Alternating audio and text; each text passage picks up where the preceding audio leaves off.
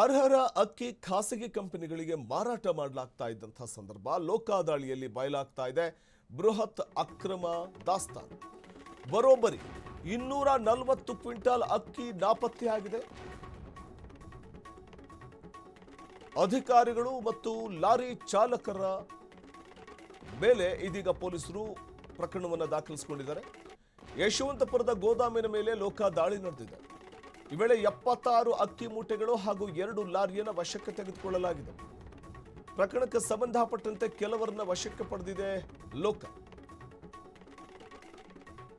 ಸಾರ್ವಜನಿಕ ವಿತರಣಾ ವ್ಯವಸ್ಥೆಯಡಿ ಅರ್ಹ ಫಲಾನುಭವಿಗಳಿಗೆ ತಲುಪಬೇಕಿದ್ದಂಥ ಸರ್ಕಾರಿ ಅಕ್ಕಿ ಇವತ್ತು ಖಾಸಗಿ ಕಂಪನಿಗಳಿಗೆ ಮಾರಾಟ ಮಾಡಲಾಗ್ತಾ ಇದೆ, ಅಕ್ರಮವಾಗಿ ಮಾರಾಟ ಮಾಡಲಾಗ್ತಾ ಇದೆ. ಈ ವಿಚಾರ ಗೊತ್ತಾಗ್ತಿದ್ದ ಹಾಗೆಯೇ ಲೋಕಾಯುಕ್ತ ದಾಳಿ ನಡೆದಿದ್ದು, ಲೋಕಾಯುಕ್ತ ದಾಳಿಯಲ್ಲಿ ಬಟಾ ಬಯಲಾಗಿದೆ. ಯಶವಂತಪುರದ ಗೋದಾಮಿನ ಮೇಲೆ ಲೋಕಾಯುಕ್ತ ಅಧಿಕಾರಿಗಳು ನಡೆಸಿರುವಂತಹ ದಾಳಿ ಇದು. ದಾಳಿಯ ವೇಳೆ ಭಾರೀ ಅಕ್ರಮ ನಡೆದಿರುವುದು ಪತ್ತೆಯಾಗಿದ್ದು, ಸ್ಥಳಕ್ಕೆ ಯಶವಂತಪುರ ಪೊಲೀಸರು ಕೂಡ ಆಗಮಿಸಿ ಪ್ರಕರಣವನ್ನು ದಾಖಲಿಸಿಕೊಂಡಿದ್ದಾರೆ. ಸಂಬಂಧಿಸಿದವರನ್ನು ವಶಕ್ಕೆ ಪಡೆದುಕೊಳ್ಳಲಾಗಿದೆ. ಗೋದಾಮಿನ ಜವಾಬ್ದಾರಿ ಹೊತ್ತಿದ್ದ 2 ಅಧಿಕಾರಿಗಳು, ಅಕ್ಕಿ ಸಾಗಾಟಕ್ಕೆ ಬಳಸಿದ್ದ ಲಾರಿಗಳ ಚಾಲಕರು ಸೇರಿದಂತೆ ಹಲವರನ್ನ ಪೊಲೀಸರು ವಶಕ್ಕೆ ಪಡೆದಿದ್ದಾರೆ. ಅಕ್ಕಿ ಸಾಗಾಟಕ್ಕೆ ಬಳಸಲಾಗಿದ್ದಂಥ 2 ಖಾಸಗಿ ಲಾರಿಗಳನ್ನು ಕೂಡ ಸೀಸ್ ಮಾಡಲಾಗಿದೆ. ಪರಿಶೀಲನೆ ವೇಳೆ ಗೋದಾಮಿನಲ್ಲಿ ಒಟ್ಟು 240 ಕ್ವಿಂಟಾಲ್ ಅಕ್ಕಿ ಮೂಟೆಗಳು ನಾಪತ್ತೆಯಾಗಿರುವುದು ಬೆಳಕಿಗೆ ಬಂದಿದೆ.